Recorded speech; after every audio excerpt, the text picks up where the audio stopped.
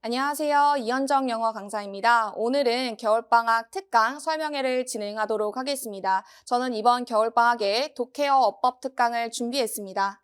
우선 제 설명회 같은 경우에는 제 소개를 간단하게 하고 그 다음에 수업 특징이 어떤지, 그 다음에 수강 대상, 그 다음에 수업 구성과 그 다음에 숙제, 그리고 가장 중요한 수업 관리와 클리닉에 대해서 말씀을 드리도록 하겠습니다. 우선 저는 이제 이현정 영어 강사이고요. 서강대를 졸업하였고 대치동에서 현재 13년간 아이들을 가르쳐 오고 있습니다. 그리고 예전에는 대치 명인과 대찬, 함영원 여고학원에서 아이들을 가르쳐 왔고요. 지금은 현재 다원교육에서 아이들을 가르치고 있습니다. 제 실적 같은 경우에는 이제 카톨릭 의대와 그다음에 이제 가천대 의대, 그다음에 서울대 약대, 서울대 식품공학과를 보낸 이제 고등부 전문 영어 강사다라고 이제 봐주시면 될 것 같습니다. 우선은 독해 수업 특징에 대해서 말씀을 드리고자 합니다. 저희 독해 수업 특징 같은 경우에는 제가 가장 쉽게 설명을 할 거고요. 그다음에 배경 지식을 익혀가는 시간을 가질 겁니다. 그리고 공부 효율성을 보시면 저는 이제 양치기를 지양하는 수업을 하고 있습니다. 그냥 이제 아무 생각 없이 문제풀이만 하는 수업이 아니라 한 지문을 읽어도 꼼꼼하게 이제 분석하고 공부하는 연습을 할 거다라고 이제 봐주시면 될 것 같아요. 그래서 저는 정독을 지향하는 수업이다라고 봐주시면 됩니다. 그다음에 어법 수업 같은 경우에는 이제 이번 1월 달 수업은 개념을 이제 20% 정도 이제 수업을 할 거고요. 그다음에 나머지 80%는 문제 이제 풀이 연습을 많이 할 거다라고 봐주시면 될 것 같고, 그다음에 지금 보시면 당연히 기본 문제 유형들도 같이 풀어보지만 이제 이 강남구 내신 어법 문제를 같이 풀어볼 거다라고 이제 봐주시면 됩니다. 이제 가장 중요한 건 이제 검사인데요. 이제 제가 이제 철저하게 숙제 검사를 하고 그다음에 클리닉을 진행하고 있습니다. 이 부분은 제가 뒤에서 이제 마저 설명을 드리고자 합니다. 자, 우선은 독해 수강 대상 같은 경우에는 예비 고등학교 1학년, 2학년을 대상으로 하고 있고요. 이제 모의고사를 봤을 때 고등학교 1학년 모의고사가 2등급 이하가 나온다. 2등급이면 이제 80점대 이제 중반이나 아니면 이제 겨우겨우 80점대 초반을 맞춘다라고 하는 학생부터 이제 3등급 이하 학생들까지 맞춤형이라고 생각을 해주시면 되고, 그다음에 고2도 마찬가지입니다. 고2도 3등급 이하 학생들이 들으면 좋은 수업입니다. 그리고 이제 그 모의고사를 봤을 때 항상 듣기에서 한두 개씩 틀린다. 그리고 듣기를 조금 소홀히 해서 좀 듣기도 같이 연습해보고 싶다라고 하는 학생들을 위해서 제가 듣기도 같이 이제 공부를 할 거고요. 그다음에 구문 같은 경우에는 지금 고등학교 1학년 2등급이나 그다음에 고등학교 2학년 3등급 이하의 학생들은 사실 문장 해석이 정확하게 되지 않아요. 그냥 대충 분위기는 어떤지 알 것 같은데 한 문장을 콕 집어서 해석해보라고 하면 잘 안 되더라고요. 그래서 문장 해석이 정확하게 안 되는 학생들을 위해서 제가 구문 수업을 같이 진행을 할 거고요. 그 다음에 독해 같은 경우에는 아까도 말씀드렸듯이 둥그스름하게 알기는 알아요. 알기는 아는데 정확하게 어느 부분이 주제이고 그 다음에 어느 부분이 결론을 내는 부분인지 아이들이 생각보다 잘 못 찾더라고요. 그래서 그런 부분을 제가 찾는 연습을 같이 할 거고, 그리고 그런 부분은 딱 시그널이 있습니다. 그래서 그 시그널을 같이 공부한다라고 생각을 해주시면 됩니다.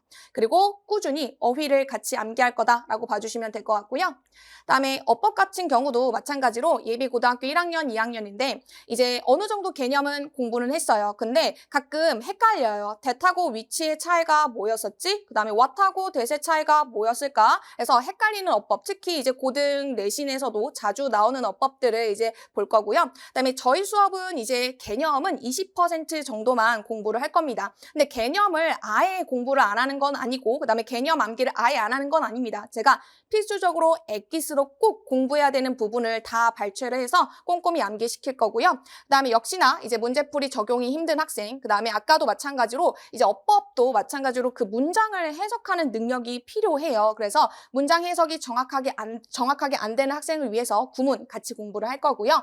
역시나 기본 문제 풀지만 이제 최근 이제 근 3년간의 이 강남권 고교 이제 내신 어법을 같이 풀어볼 겁니다. 그래서 객관식도 풀어보고 서술형도 같이 풀어볼 거고요. 어법 수업이라고 해서 이제 어휘를 소홀히 할 수 없죠. 그래서 같이 이제 꾸준히 어휘 공부를 할 거다라고 봐주시면 됩니다. 그다음에 독해 수업의 이제 구성과 숙제에 대해서 이제 말씀을 드리려고 하는데요. 이제 독해 수업 같은 경우에는 일단 어휘 테스트를 보고요. 그다음에 구문 해석 테스트가 들어갈 겁니다.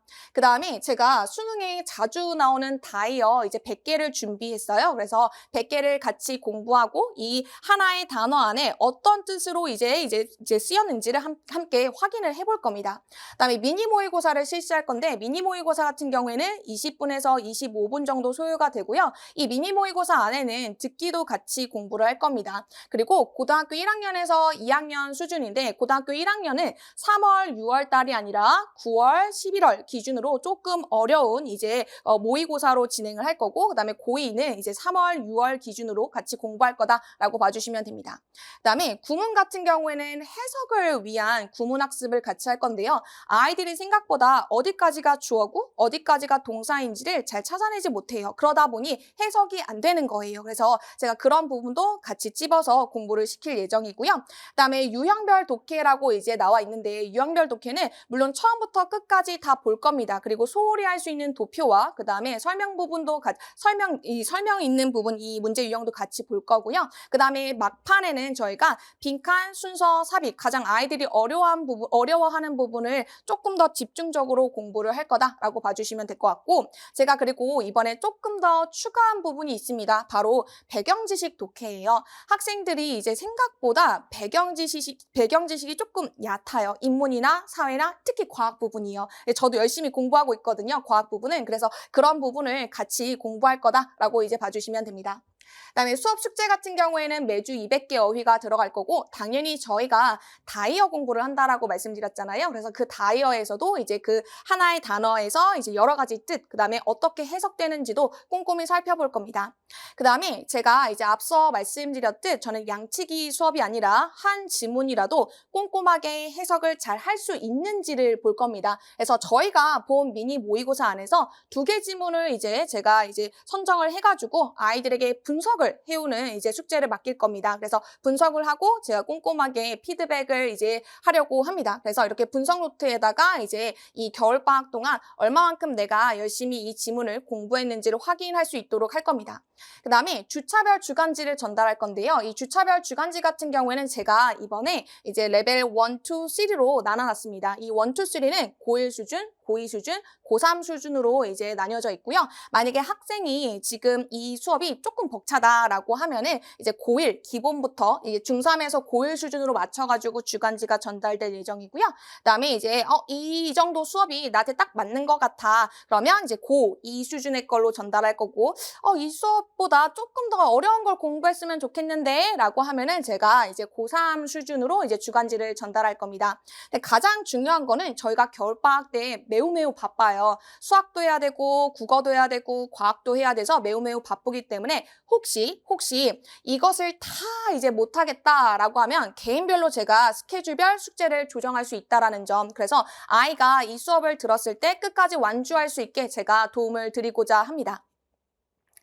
자, 그다음에 어법 같은 경우에는 당연히 이제 어휘 이제 테스트가 들어가고 그다음에 어법 문제풀이와 개념 테스트가 같이 들어갈 겁니다. 개념은 문제풀이 수업인데 개념은 왜 하죠? 라고 이제 물어보실 수 있는데 핵심 개념을 알아야 문제풀이를 정확하게 할 수 있거든요. 그래서 이렇게 이제 테스트가 들어갈 거고 그다음에 주차별 역시 개념 확인 들어갈 거고요. 아까 말씀드렸다시피 그다음에 적용시키는 문제풀이 그다음에 서술형을 포함해서 서술형을 포함해서 같이 공부할 거다라고 이제 봐주시면 됩니다. 그리고 최근 3개년 강남내신 어법을 볼 건데요. 이 강남내신 같은 경우에는 이 휘문고나 단대부고나 이제 진선여고나 이제 중대부고, 경기여고 등을 해가지고 제가 어법을 추려가지고 아이들과 함께 같이 풀어볼 겁니다. 숙제 같은 경우에는 이제 200개 어휘 똑같이 들어갈 거고요. 제일 이제 제가 가장 관건인 이 부분입니다. 제가 좀 공을 많이 들였거든요. 보통 이제 저희가 고등학교 올라가면은 이제 그 어법이 밑줄이 길거나 밑줄이 없어요. 점점점 선생님들께서 이제 밑줄을 아예 안 주는 이제 어떤 트렌드로 이어져 가고 있습니다. 그래서 지문이나 문장 안에서 밑줄 없이 모두 어법상 틀린 거 고치시오를 이제 숙제로 낼 겁니다. 그래서 이런 숙제 낸 부분은 제가 꼼꼼하게 다 이제 피드백이 들어갈 겁니다.